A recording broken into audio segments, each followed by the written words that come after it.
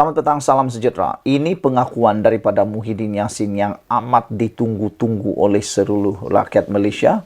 Pengakuan Muhyiddin Yassin yang benar-benar mengejutkan seluruh rakyat Malaysia, yang mana ia melibatkan tentang dana uang dan juga tentang projek untuk anak menantu Muhyiddin.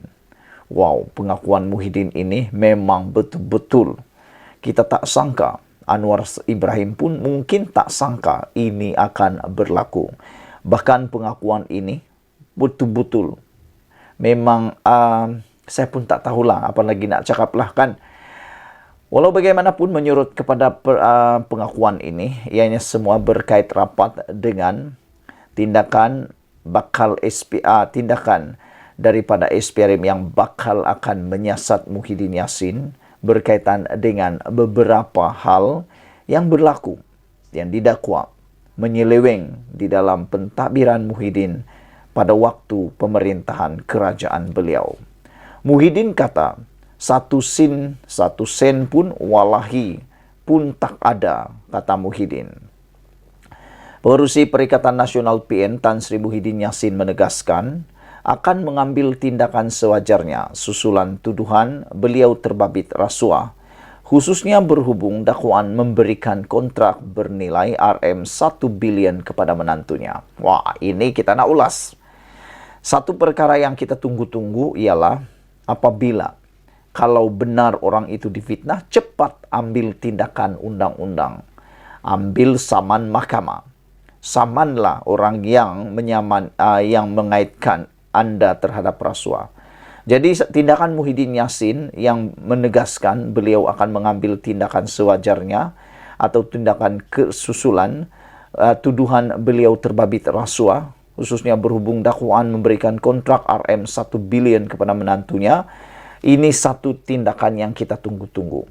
Silakanlah Datuk Seri Tan Sri Muhyiddin Yassin cepat-cepatlah membuat tindakan mahkamah ini, saman orang yang berkenan, supaya nanti ianya akan dibicarakan terus di mahkamah. Bukan hanya tinggal cakap-cakap mulut, tinggal cakap-cakap siasatan. Tapi masalahnya besar untuk Muhyiddin. Kalau dia saman, maka ianya akan jadi kes mahkamah. Bila jadi kes mahkamah, semua perkara akan dikorek, dicongkel sampai ke lubang cacing. Jadi beranikah Muhyiddin untuk berhadapan dengan tindakan mahkamah ini?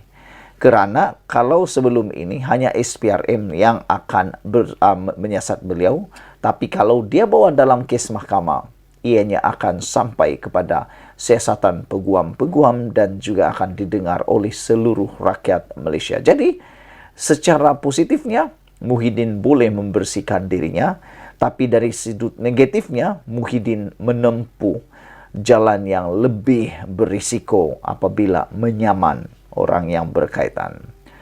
Kenyataan ahli Parlimen Pagoh itu, ketika menjawab gesaan Koh Poi Tiong, PH Kota Melaka yang mencelah ketika bekas Perdana Menteri itu membahaskan titah diraja ketika sidang Parlimen hari ini.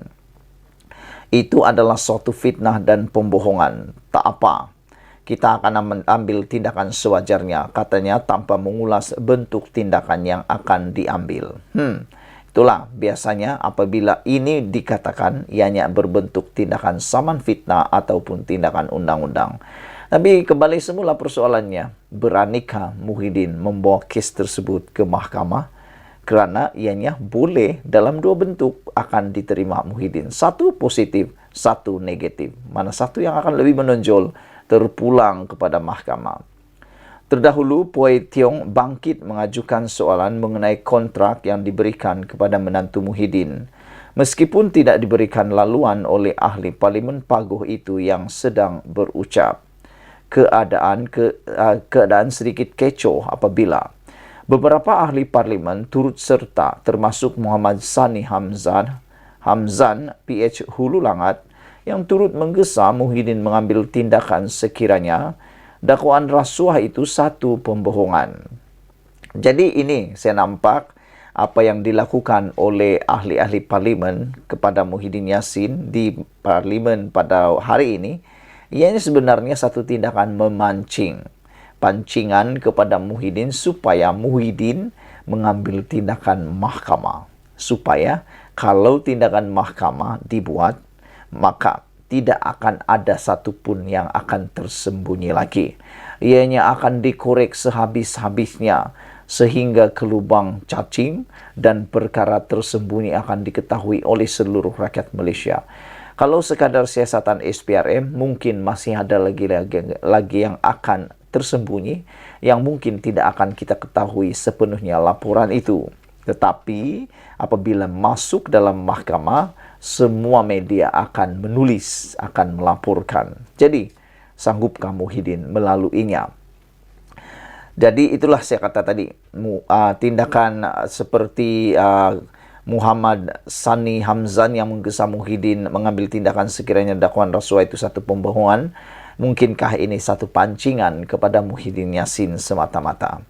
Sebelum ini, Perdana Menteri Datuk Seri Anwar Ibrahim menegaskan dakwaan pembabitan Muhyiddin dalam pemberian kontrak bernilai RM1 bilion kepada menantunya tidak akan tersebar luas jika ia tidak benar. Wah, Anwar yakin dakwaan itu benar, namun menyerahkan perkara itu kepada pihak berkuasa untuk menentukan sejauh mana pembabitan Muhyiddin dalam penganugerahan kontrak berkenan.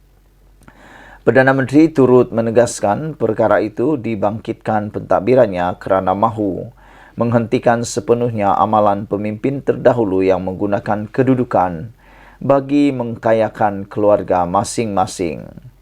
Dalam pada itu, Muhyiddin turut mendakwa kerajaan ketika ini mengambil tindakan berbentuk witch hunting dengan mencari kesalahan kerajaan sebelum ini yang tidak wujud. Mereka melemparkan tuduhan bukan-bukan. Katanya saya seleweng RM600 bilion. Ini Perdana Menteri Datuk Seri Anwar Ibrahim kata lepas tu dah tukar 530 bilion, RM90 bilion, RM45 bilion dan selepas itu RM300 juta. Kalau dari segi undang-undang ini adalah fitnah. Saya belum kata nak ambil tindakan undang-undang sebab saya nak beri peluang kepada Perdana Menteri baharu, kata Muhyiddin Yassin. Wow, 1 sen walahi pun tak ada. Apa disebut itu adalah pakej rangsangan, bukan untuk kita dapat kontrak, katanya. Muhyiddin turut mempersoalkan tindakan membekukan sejumlah pegawai tinggi kementerian yang didakwa dilakukan selepas kerajaan baharu mengambil alih.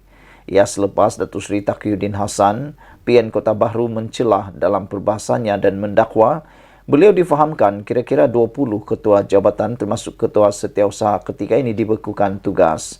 Penjawat awam ini bersikap profesional, kenapa kita nak bekukan mereka? Jawatan tertinggi ketua setiausaha perbendaharaan belum diisi, bagaimana kerajaan nak jalankan kerja? Ketua Pengarah Perkhidmatan Awam KPPA yang menjaga perkhidmatan awam dan pelantikan kenapa buat begitu?